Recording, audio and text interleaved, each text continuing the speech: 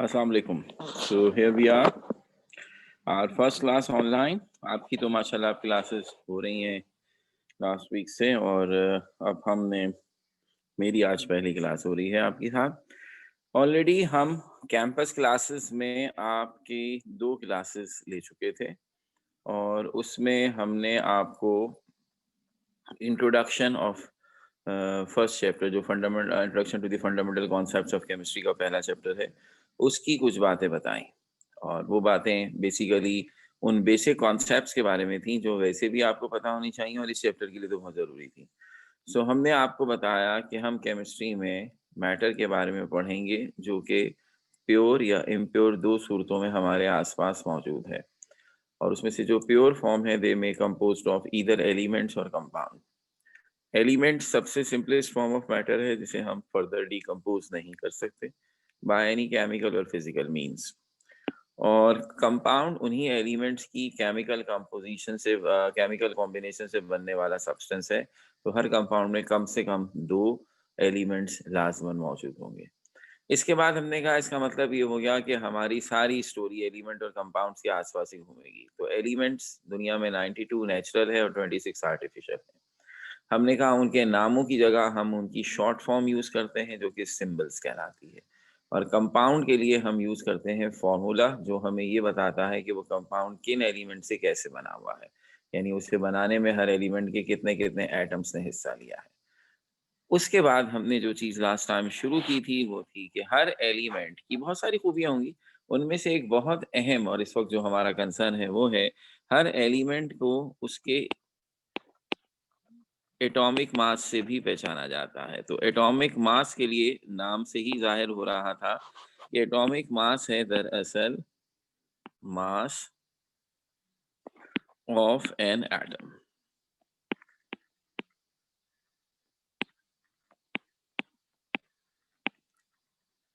और ये भी पता है कि एटम का मास बहुत बहुत बहुत बहुत छोटा होना चाहिए क्योंकि हमने आपको जो थोड़ी बहुत ब्रीफिंग दी और वैसे भी ये लफ्ज़ इतना कॉमन है अमूमन बच्चों को ये तो ज़रूर पता होता है कि एटम इज़ समथिंग और some kind of a particle which is very very small and कम से कम उसे नेकेड आई से तो देखने का सवाल ही पैदा नहीं होता है।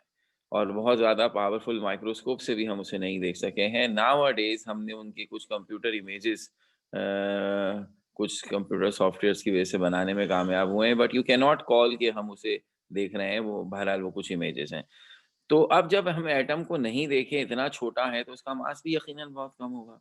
तो इसी निस्बत से हमने कहा कि जब कोई चीज़ मेज़र की जाती है, तो उसकी वैल्यू को देखते हुए उसका यूनिट चूज़ किया जाता है। मैंने एग्ज़ाम्पल भी दी थी कि टाइम जैसे है, वो second, minutes, days, hours, month, week, years इन सब में नोट किया जाता है। तो कौन-सा यूनिट कहाँ यूज़ करना है, इस बात पे डिपेंड करता है कि किस किस्म के ड्यूरेशन की बात हो रही है।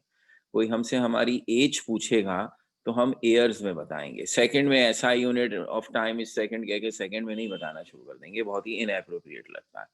तो हम चीज़ों के यूनिट्स जो हैं वो उनकी वैल्यू को देखते हुए तय करते हैं। अब जब मास बहुत ही छोटा है एटम्स का, तो उसके लिए जो नॉर्मल यूनिट्स हम ज़िंदगी में यूज़ कर रहे हैं चीज़ों के मासेस के लिए ग्राम, किलोग्राम, इवन मिलीग्राम, माइक्रोग्राम, ये भी सूटेबल नहीं है। तो हमने आपसे कहा था कि mass of an atom in special unit है एक जो कहलाता है एटॉमिक मास यूनिट, एब्रिविएट किया जाता है इसे एएमयू से। तो हम सारे मासेस को एएमयू में मेजर करते हैं तमाम एटम्स के। फिलहाल हमारा कंसर्न ये नहीं होगा कि आखिर एक ऐसे एटम जो आपने कहा दिखाई भी नहीं देते हैं और अब बड़ी मुश्किलों से हमने इनडायरेक्ट उनके इमेजेस हासिल किए हैं, तो उनके एटॉमिक मास तो आपने 2-200 साल पहले मालूम कर लिए थे, तो कैसे मालूम कर लिए थे? What are the trick involve in it और व्हाट वाज़ द मेथड और साइंस इन्वॉल्व इन इट? तो ये बातें भी धीरे-धीरे हमें आती जाएँगी जब हम चीज़ों को पढ़ेंगे, तो ये भी राज़ खुल जाएगा, कोई ऐसी बात नहीं, लेकिन that is not a right moment to discuss these things. तो हम यहाँ पर सिर्फ़ आपसे ये शेयर कर रहे हैं कि बहरहाल हमने इन एटम्स के एटॉमिक मासेस निकाले हैं। फिलहाल इश्यू ये है कि अगर ये एटॉमिक मासेस हमने किसी भी तरह निकाले हैं, तो इनका इस्तेमाल या फ़ायदा क्या है? सो पहला फ़ोकस ये है, जब ये काम हमें अच्छी तरह आ जाएगा, तो फिर आगे जब हम कुछ और अच्छी केमिस्ट्री पढ़ लेंगे तो ये भी डिस्कस ज़रूर होगा कि ये एटॉमिक मासेस निकालने का तरीका क्या होता था, ठीक है? तो फिलहाल हमारा इश्यू क्या है कि हर एलिमेंट का एक एटॉमिक मास है, जो एएमयू में ज़ाहिर किया जाता है। ये एटॉमिक मास उसकी बहुत सारी कैलकुलेशंस, केमिस्ट्री की जो न्यूमेरिकल्स हैं उसमें बहुत वाइटल रोल प्ले करता है, इसलिए इसका हमें सबसे पहले एक्सपोज़र मिलना चाहिए। अच्छा, ये एटॉमिक मासेस जो हैं, ये तो फिक्स कांस्टेंट है हर एलिमेंट के लिए। तो जहाँ भी हमें इनकी ज़रूरत पड़ती है क्वेश्चन में ये गिवन होते हैं। इसका मतलब ये हो गया कि हमें इनमें से किसी के एटॉमिक मास की एज़ सच फॉर्मली रट्टे लगाने की ज़रूरत नहीं है, ये हमें क्वेश्चंस में गिवन होंगे। अलबत्ता देयर आर अबाउट 14-15 एलिमेंट्स जो बहुत ही फ्रीक्वेंटली यूज़ होते हैं, तो उन्हीं की लिस्ट मैं अभी आपसे शेयर भी कर रहा हूँ। हम जब भी सवाल करेंगे एटॉमिक मासेस आपको बताएँगे ताकि आप उसी के हिसाब से प्रोसीड कर सकें। यानी we are not saying that कि इवन फॉर दोज़ कॉमन 15 आप उन्हें याद करें। लेकिन जब आप उन्हें इतना फ्रीक्वेंटली यूज़ करेंगे, वो आपको वैसे भी याद हो जाएँगे। एहतियातन इसलिए ज़रूरी है कि कम से कम वो कॉमन हमें याद हो कि हमारे यहाँ कभी-कभी ऐसा होता है कि वो लोग एटॉमिक मास नहीं देते हैं। तो खामख़ाई में उस वक़्त कोई पेपर में आपकी सुनेगा नहीं। तो इसलिए एहतियात का तकाज़ा यही है कि सबके तो कोई भी याद नहीं कर सकता, लेकिन ये जो कॉमन 15 जो हम बार-बार यूज़ करेंगे, तो इनको भी याद ना करें, लेकिन ज़रा अटेंटिव रह के यूज़ करें कि जब हम 10वीं दफ़ा इस्तेमाल कर रहे होंगे कि कार्बन का एटॉमिक मास 12 है, तो यार वो याद हो जाना चाहिए, तो क्या हर्ज है। तो हम वही कॉमन एलिमेंट्स के ही सिर्फ़ चाहते हैं। तो बहरहाल अभी फ़िलहाल आप इस टेंशन में नहीं पड़ेंगे, क्योंकि हम क्लास में जितने भी काम करेंगे, सब में आपको एटॉमिक मास बताएँगे, और ये लिस्ट इसीलिए लिख रहा हूँ कि अब आप अपने पास लिखेंगे, और अब जो हम आगे काम करने वाले हैं, उसमें मुझे हर दफ़ा नहीं बताना पड़ेगा। Using this list you can work out for the atomic masses. तो ये कौन-कौन से हैं? ये सारे एटॉमिक मासेस जो हैं, वो एएमयू यूनिट में हैं। सो हाइड्रोजन का एटॉमिक मास है 1, कार्बन का एटॉमिक मास है 12, and they are all AMU, मुझे बार-बार बताने की ज़रूरत नहीं है। नाइट्रोजन है 14, ऑक्सीजन है 16, फ्लोरीन है 19, सोडियम है 23, मैग्नीशियम है 24, एल्यूमीनियम है 27, सिलिकॉन है 28, फॉस्फोरस है 31, सल्फर है 32, क्लोरीन है 35.5, पोटाशियम है 39, कैल्शियम है 40, आयरन है 56, और कॉपर है 63.5। सो ये 16 एलिमेंट्स हैं जो आपके पास हैं, और अगर हम किसी क्वेश्चन में इसके अलावा किसी और एलिमेंट को लाएँगे, तो उसका एटॉमिक मास हम खुद आपको ज़रूर बताएँगे। लेकिन ये अब वो है कि आपके पास लिखे हुए हों, तो जब हमें ज़रूरत पड़े तो आप वहाँ से देख लें, तो हमें बार-बार बताने की ज़रूरत नहीं पड़ेगी। काम क्या है इनका? चलो आ गए ये एलिमेंट्स हमारे सामने आ गए, तो अब इनका काम क्या है? भई इनका काम ये है कि मैंने अभी भी आते ही जो पिछली बातों को थोड़ा-सा रिपीट किया, तो उसमें कहा कि एलिमेंट्स अपने सिंबल से पहचाने जाते हैं, तो दे ऑल रिप्रेजेंट एलिमेंट्स। अच्छा, ये element are composed of atoms. So ये सिंबल दरअसल हर एलिमेंट के एक एटम को रिप्रेजेंट कर रहे हैं, इसलिए ये मास एटम का मास हो गया। तो अब जब एटम्स आपस में मिलते हैं, ये एलिमेंट्स के एटम आपस में मिलते हैं, तो ये ग्रुप ऑफ एटम को हम कहते हैं मॉलिक्यूल। अगर एक ही एलिमेंट के आप एटम आपस में मिले, जैसे हाइड्रोजन और हाइड्रोजन ही आपस में मिल जाएँ, H2 बन गया, तो ये मॉलिक्यूल है और एलिमेंट ही रहेगा, ज़ाहिर-सी बात है, क्योंकि एक ही एलिमेंट के एटम्स हैं। लेकिन अगर 2 या 2 से ज़्यादा एलिमेंट्स के एटम आपस में मिलकर मॉलिक्यूल बनाते हैं, तो वो किसी कंपाउंड को रिप्रेजेंट करेगा, क्योंकि कंपाउंड की डेफिनिशन है कि it must contain more than 1 element. तो अब अगर मेरे सामने ये मॉलिक्यूल आए, जिनको हम फ़ॉर्मूले से लिखेंगे, तो फ़ॉर्मूला आपको बताएगा कि हर मॉलिक्यूल में किस-किस एलिमेंट के कितने-कितने एटम्स हैं। तो फिर हम उन एटम्स के एटॉमिक मास जमा करके उस मॉलिक्यूल का मास निकालेंगे। तो जिस तरह एटॉमिक मास होता है, इसी तरह मॉलिक्यूलर मास होता है। तो मॉलिक्यूल पहले बता देते हैं क्या हो गया? Group of two or more atoms is called molecule. अब मॉलिक्यूल दो तरह के होते हैं।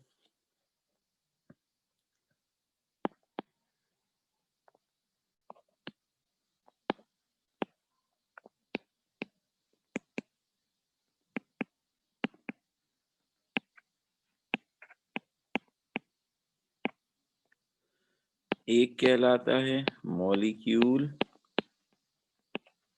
Of element. If atoms of same element combine to form molecule। अगर एक ही एलिमेंट के एटम्स आपस में मिलेंगे, जैसे मैंने कहा था हाइड्रोजन और हाइड्रोजन मिल गए H2 बन गया। सो ये H2 मॉलिक्यूल इसलिए है क्योंकि इसमें दो एटम है, H2 लिखा हुआ है मतलब दो हाइड्रोजन के एटम है। और मैंने जब भी कहा एटम्स एक से ज्यादा हो जाए तो वो मॉलिक्यूल हो जाते हैं। और चूंकि दोनों एक ही एलिमेंट के हैं तो मॉलिक्यूल तो है मगर एलिमेंट का है। इसी तरह अगर मैं O2 लिखूं तो ये ऑक्सीजन का मॉलिक्यूल है, एक ही एलिमेंट है। अगर मैं T4 लिखूं ये फास्फोरस का मॉलिक्यूल है जिसमें फास्फोरस के 4 एटम है। S8 लिखूं ये सल्फर का मॉलिक्यूल है जिसमें सल्फर के 8 एटम है। दूसरी टाइप क्या है? Molecule of compound. If atoms of different elements combined to form molecule। अब अगर ऐसा हो कि दो या दो से ज्यादा एटम्स ने मिलके मॉलिक्यूल बनाना, लेकिन वो एटम्स अलग अलग एलिमेंट्स के हों, एक ही एलिमेंट के ना हो। एक हाइड्रोजन का एटम है, एक क्लोरीन का एटम है। अब साफ साफ सिंबल नजर आ रहे हैं, दो अलग अलग सिंबल हैं, एक H और एक Cl, एक हाइड्रोजन एक क्लोरीन। सो अब ये मॉलिक्यूल भी हो गया क्योंकि इसमें दो एटम है और चूंकि दो अलग अलग एलिमेंट्स के हैं इसलिए ये कंपाउंड हो गया। तो इसी तरह अगर मैंने लिखा CO2, इसमें कार्बन और ऑक्सीजन है और ऑक्सीजन के दो एटम है और कार्बन का एक है। अगर मैंने लिखा C6H12O6, this is a compound of 3 elements, carbon hydrogen oxygen, और हर एक के एलिमेंट्स के एटम हमें नजर आ रहे हैं। तो अब अगर ये जो चीजें मैंने लिखी हैं मॉलिक्यूल और एलिमेंट में भी और मॉलिक्यूल्स ऑफ कंपाउंड में भी, ये फॉर्मूले हैं और इन फॉर्मूलों से आपको पता चल रहा है कि उस मॉलिक्यूल में किस एलिमेंट के कितने कितने एटम्स हैं। तो एटॉमिक मासेस अभी अभी आपने देख लिए। तो अब अगर हम आपको ये फॉर्मूले दें तो हम आपसे पूछेंगे मॉलिक्यूलर मास। तो मॉलिक्यूल के मास का क्या हिसाब होगा? उस मॉलिक्यूल में जितने एटम्स हैं उन सबको जमा कर दें तो मॉलिक्यूल का मास आ जाएगा। तो देखिए अब हम क्या बात कह रहे हैं आपसे। It is now molecular mass.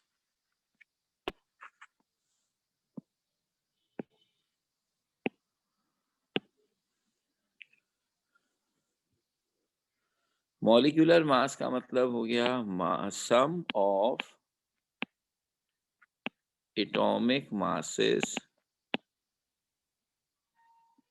Of all the atoms in molecule. तो एक मॉलिक्यूल में जितने भी एटम हैं उन सबके एटॉमिक मासेस जमा कर दें तो वो मॉलिक्यूल का मास बन जाएगा। तो इसका हिसाब किताब ये बना कि अब हम इसकी एग्जाम्पल करें। मिसाल के तौर पर कार्बन डाइऑक्साइड एक मॉलिक्यूल है जिसमें नजर आ रहा है, फॉर्मूले को अब समझना है। एक कार्बन है, दो ऑक्सीजन है। अच्छा, अब आपने फौरन एक कार्बन है और एक ऑक्सीजन, दो एलिमेंट हैं। कार्बन के कितने एटम नजर आ रहे हैं? 1। ऑक्सीजन के कितने आ रहे हैं? 2। अब आपने फौरन अपने पास लिस्ट देखी और उस लिस्ट से आपको नजर आ रहा है कि कार्बन का एटॉमिक मास 12 है और ऑक्सीजन का एटॉमिक मास 16 है।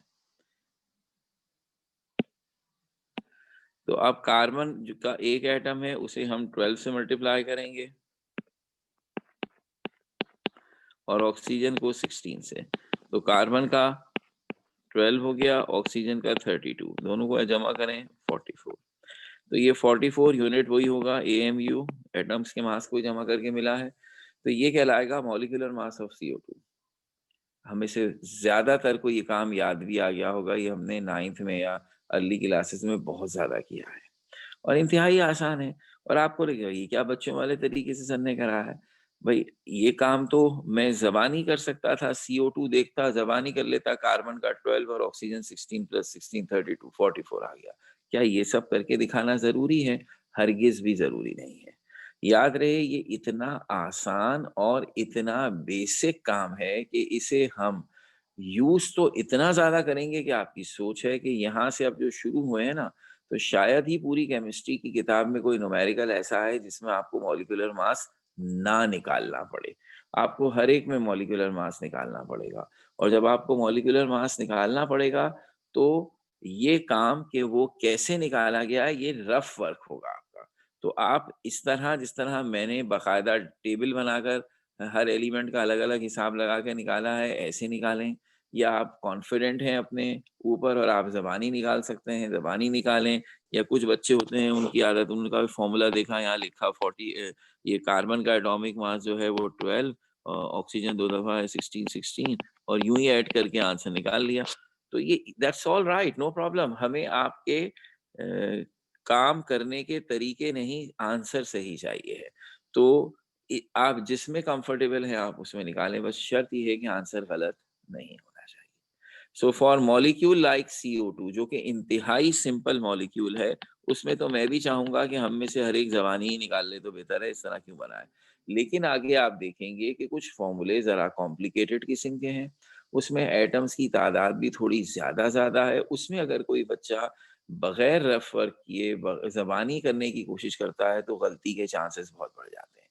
तो जहां आपको लग रहा है कि फॉर्मूला थोड़ा बड़ा है, कॉम्प्लिकेटेड है, तो वहां बेशक रफ में ही सही, लेकिन इस तरह करें तो आप ज्यादा सेफ साइड पे हैं। हाँ, छोटे मॉलिक्यूल्स में जहां आप समझते हैं ये जबानी हो सकता है, बिल्कुल कर ले, नो प्रॉब्लम। ठीक है, तो ये प्रैक्टिस अभी करते हैं, हमें खुद ही अंदाजा हो जाएगा।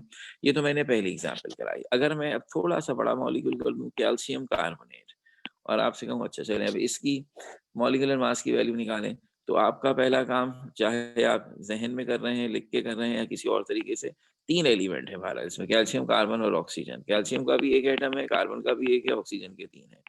कैल्शियम का एटॉमिक मास है 40, आप अपनी लिस्ट में से देख सकते हैं। कार्बन का वही 12, ऑक्सीजन का वही 16। तो ये हो गया 40, 12 और 48, तीनों को जमा किया एग्जैक्ट 100 AMU हमारा जवाब। ठीक हो गई बात। तो अब सबसे पहले कुछ सिंपल मॉलिक्यूल्स के साथ काम करते हैं, फिर आहिस्ता आहिस्ता इन फॉर्मूलों को थोड़ा सा कॉम्प्लिकेटेड करते हैं। इंतहाई आसान काम है मगर इंतहाई इम्पोर्टेंट काम है। चूंकि हर न्यूमेरिकल में ऑलमोस्ट हमें अब मॉलिक्यूलर मास निकालने को की जरूरत पड़ेगी, तो अगर लापरवाही और ओवर कॉन्फिडेंस की वजह से इसमें गलती हो गई तो याद रहे पूरा न्यूमेरिकल गलत हो जाता है। इंटर बोर्ड वाले स्टेप्स के और फॉर्मूले के और ये सही किया था और ये सही किया था नहीं सुनते। आपने मॉलिक्यूलर मास गलत निकाला, उसके नतीजे में सारा न्यूमेरिकल गलत होगा, सब कुछ गलत होगा। तो अब हम ये नहीं देखेंगे कि आपने फॉर्मूले सही लगाए थे और बाकी सब चीजें सही थी, जीरो मिलेगा, जीरो, और वो भी दो मिलते हैं, जीरो जीरो करके लिखते हैं हम। तो इसलिए ये किसी के जहन में ना आए, यानी अगर कभी फर्ज कर लें हम ही कॉपियां चेक करते वक्त आपको ऐसी सूरत में आधा एक नंबर दे दें तो समझे वो हमने ग्रेस में दे दिया, बोर्ड वाले बिल्कुल भी नहीं देंगे, वो जीरो देते हैं। उस सूरत में हमारे यहाँ ये इस तरह के स्टेप स्टेप और ये सब की ढकोसलेबाजी नहीं है। हम ये देखते हैं गलती क्या है। हाँ, ये हो कि आप एक सवाल कर रहे हैं, आपने शुरू से सब ठीक किया, आखिर में आके आंसर में कोई गलती कर दी तो फिर शायद हम नंबर दे दें। लेकिन मॉलिक्यूलर मास सवाल की बिगिनिंग में निकाला जाता है और इंतहाई बेसिक चीज है, इसमें गलती हम बर्दाश्त नहीं करते, इसलिए काम अहम है और इंतहाई आसान है। तो आपके सामने लिस्ट आ रही है कुछ कंपाउंड्स की, और आप उन सब का मॉलिक्यूलर मास जिस तरह आप कंफर्टेबल हैं उस तरह निकालें। लिस्ट आपके पास मौजूद है, उसको सामने रखिए और इन सब के मॉलिक्यूलर मास निकालिए।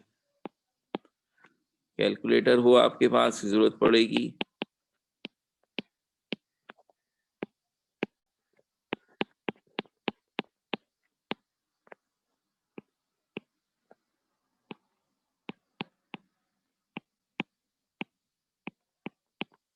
ये 4 बहुत आसान और छोटे-छोटे से मॉलिक्यूल हैं और आपके पास लिस्ट मौजूद है तो भी चलेगा, वरना जो एलिमेंट यहाँ इस्तेमाल हो रहे हैं, ये साइड पर मैंने लिख दिए ताकि किसी को कोई प्रॉब्लम ना हो कि उसने वो स्लाइड नहीं उतारी थी या वो तो अब नहीं नज़र आ रही। तो ये सारे वो एलिमेंट जो इस क्वेश्चन में इस्तेमाल हो रहे हैं, उन सब का एटॉमिक मास आपके सामने मौजूद है।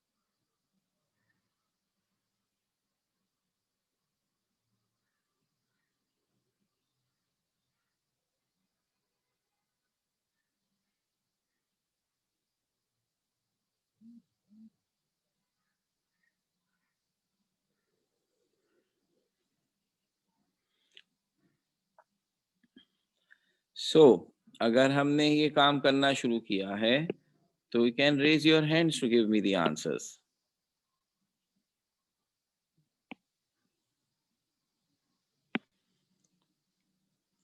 ओके आयशा, आप NaOH फर्स्ट का आंसर 40 AMU 40, बिल्कुल सही, थैंक यू। बाकी मैं बाकियों से अच्छा, मनाहिल आमिर सेकंड का आंसर बताएंगी। 98 बिल्कुल सही, thank you. And Iman Nadeem for third one. 63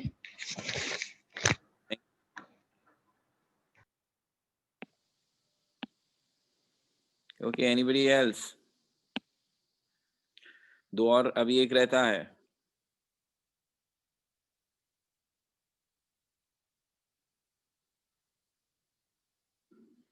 राहिमा please. Sir fourth का है 61। एक दफा फिर निकालें।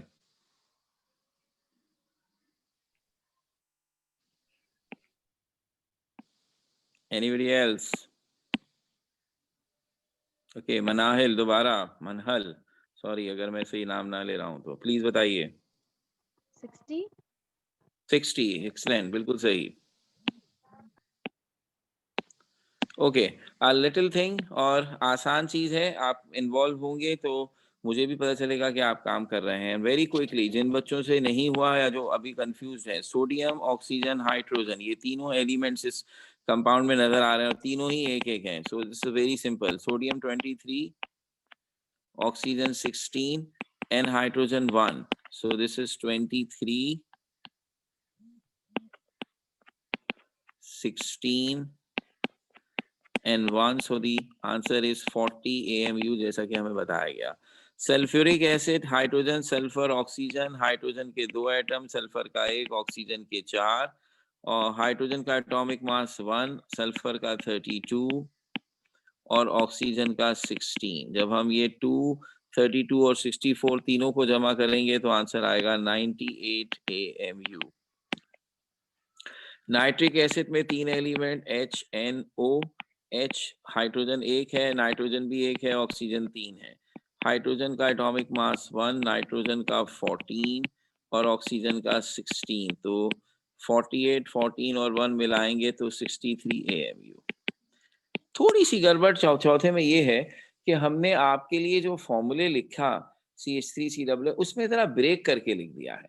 यानी हमें लगा कि ये 2 कार्बन है, अगर इसमें तो मिला के C2 लिख देते ना भाई, अलग अलग एक जगह पे 3 हाइड्रोजन, एक जगह पे 1।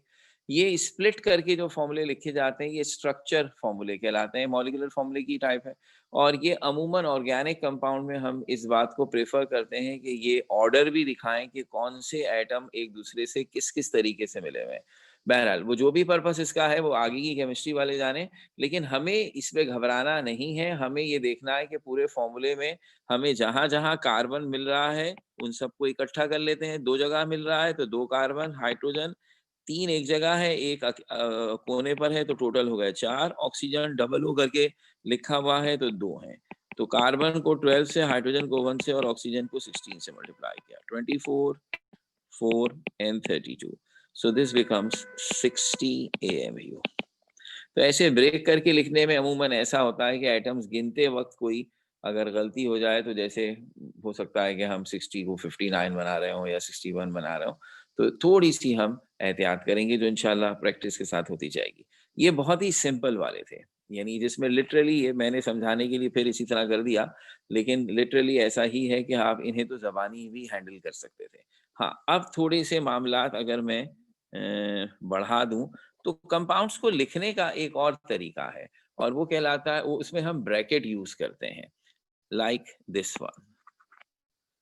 कहीं कहीं आपको कुछ कंपाउंड ऐसे मिलेंगे।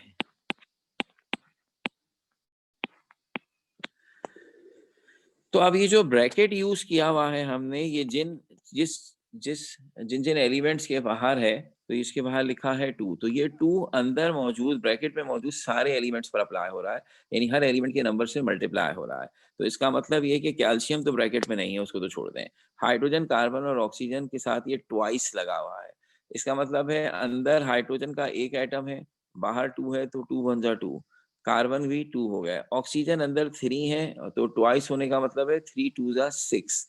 याद रही जो बाहर नंबर है ये अंदर मौजूद सबस्क्रिप्ट से मल्टीप्लाई होगा। तो टेक्निकली ये कंपाउंड असल में था CaH2C2O6। हमने एक तरह से हाइड्रोजन, कार्बन और ऑक्सीजन से 2 कॉमन लेकर उसे बाहर निकाल दिया। अब इस तरह लिखने के बाद हमारा प्रॉब्लम सॉल्व हो जाता है। इसमें 4 एलिमेंट है, कैल्शियम का 1 एटम है, हाइड्रोजन के 2 हैं, कार्बन के भी 2 हैं और ऑक्सीजन के 6 हैं। सबके एटॉमिक मासेस से उन्हें मल्टीप्लाई करें तो कैल्शियम का 40, हाइड्रोजन का 1, कार्बन का 12 और ऑक्सीजन का 16। तो ये आ गया हमारे सामने 162 AMU। सबको ऐड करेंगे 42, 24, 96, तो ये बनेगा 162 AMU। कैलकुलेटर यूज करेंगे, कोई एडवेंचर मत कीजिए खामखा में ज़बानी करने के चक्कर में। अगर आपने कोई भी गलती कर दी तो सेंसिटिव चीज़ है, आसान है मगर सेंसिटिव है। तो अब मैं अगर आपके सामने कुछ ऐसे फॉर्मूले लिख दूं जिसमें इसी तरह ब्रैकेट यूज किया गया है तो उनको निकालने की जिम्मेदारी आप पर हो जाएगी। So my first example of this type is this. Second,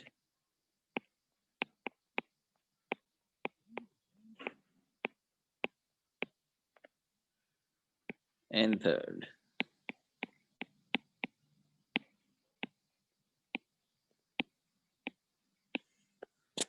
And again, ताकि आपको पीछे ना देखना पड़े, आयरन का 56 होता है, sulphur atomic mass 32, oxygen 16, aluminium 27, carbon 12, nitrogen 14, hydrogen 1 और फॉस्फोरस 31।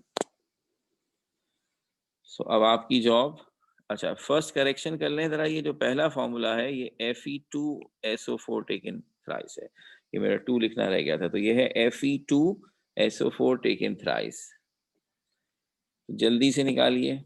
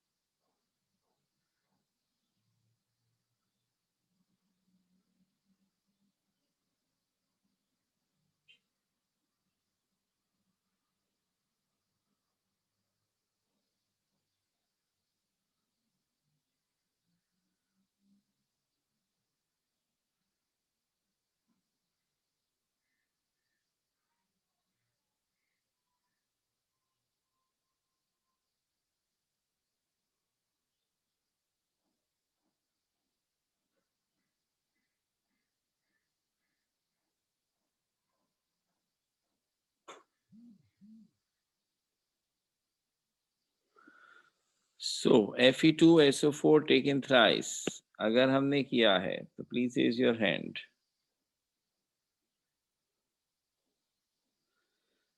सो लाइबा खालिद, आप मुझे बता रही हैं फर्स्ट।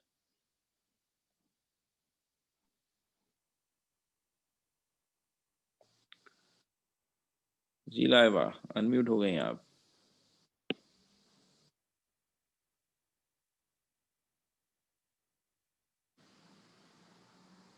बोलिए।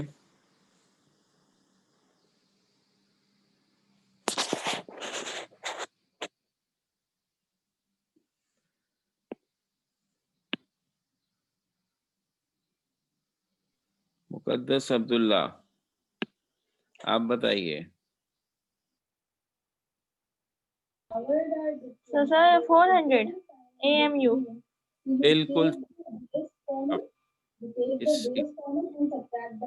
ऐसा ही था ना, तो मैंने इसीलिए पावर को सब्ट्रैक्ट किया है और मेरे पास ना उस तो ये बना इस तरह कि इसमें 2 आयरन है, सल्फर 3 है और ऑक्सीजन 4 3s are 12 है।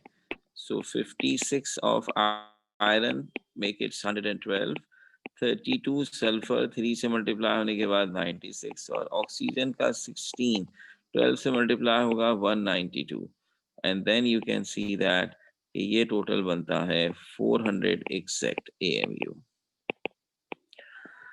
Okay, the second one, Al2C2O4 taken thrice. Ayesha Zubair से पूछते हैं पहले। जी बेटा। सर सेकंड वाले का आंसर है 318। 318 is the correct answer.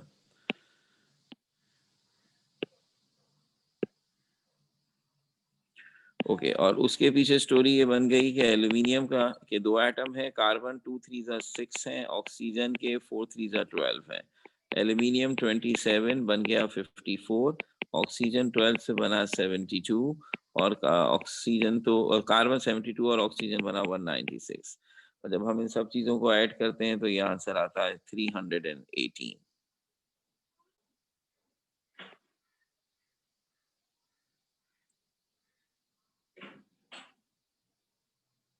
192 for oxygen. So this is now 380. और लास्ट वन ईमान नदीम हमें बताएं।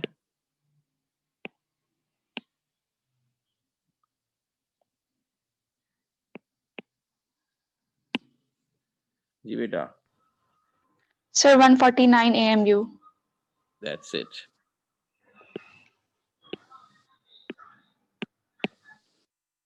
और इसका हिसाब ये है कि नाइट्रोजन 3 है, हाइड्रोजन 4 है, 4 3 12 है, फॉस्फोरस 1, ऑक्सीजन 4। नाइट्रोजन 14 से मल्टीप्लाई होके 42, हाइड्रोजन 1 से मल्टीप्लाई होके 12, फॉस्फोरस 31 एंड ऑक्सीजन 64।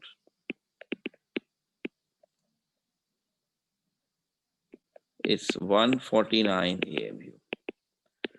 तो अब हमने बेसिक वाले फॉर्मूले किए, इसमें कुछ और कॉम्प्लिकेशंस भी हैं जो हमारे सिलेबस में जगह जगह आएंगी, तो एक हिस्सा अभी और करेंगे हम इसका, तो इसको हम थोड़ा सा जारी रखेंगे और इसकी कुछ और एग्जांपल्स करेंगे, और फिर मॉलिक्यूलर मास से हमारे जो न्यूमेरिकल इसी चैप्टर में ही हैं उनको भी शुरू किया जाएगा। मैंने पहले भी आपसे कहा था ये फर्स्ट चैप्टर में हिसाब ये है कि कोई 5 या 6 डेफिनेशंस हैं सिर्फ पूरी इसकी थ्योरी में, और न्यूमेरिकल्स ही न्यूमेरिकल्स हैं, तो उनका आगाज समझिए आज से हो गया है। तो अभी हम इसकी कुछ और एग्जाम्पल्स करेंगे, थोड़े से इसमें और कहिए कि कॉम्प्लिकेशंस लाएंगे, और ये इंशाल्लाह नेक्स्ट क्लास से कंटिन्यू होगा। Thank you very much.